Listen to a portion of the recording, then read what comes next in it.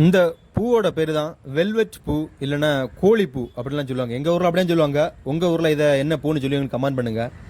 இது பார்க்குறதுக்கு ஒரு அட்ராக்ஷனாக ஒரு வெல்வெட்டு கிளாத் இருக்குல்ல, துணி அந்த மாதிரி தான் இருக்கும். ஆனால் இது மனம் ஸ்மெல் அது அப்படி எதுவுமே இருக்காது. இந்த மலர் ஆரங்கள், மலர் அந்த மாலைகள் இருக்குல்ல, கல்யாண மாலைகள், அதில் இது கட்டுவாங்க. பார்க்குறதுக்கே தனி ஒரு இதாக இருக்கும். இதில் விதைகள் இந்த இடத்துல இருக்கும் பாருங்கள். இந்த இடத்த அப்படி பிடிச்சி கசக்குனாலே போகும், அதை விதைகள் விழுந்துரும் கீழே. கீரை விதைகள் எப்படி இருக்குமோ அசல் அதே மாதிரி தான் இருக்கும். சேம் அதே சைஸில் தான் இருக்கும். கொத்தாக இருந்தால் கெத்தாக இருக்கும். எப்படி இருக்கும் பாருங்கள். இதுதான் அந்த மலர் தோட்டம். மிகப்பெரிய ஒரு தோட்டம். என்ன அழகாக அந்த கலரை பாருங்கள், அட்ராக்ஷனான கலர். என்ன ஒரு வேறு லெவல் கலராக இருக்குல்ல இது.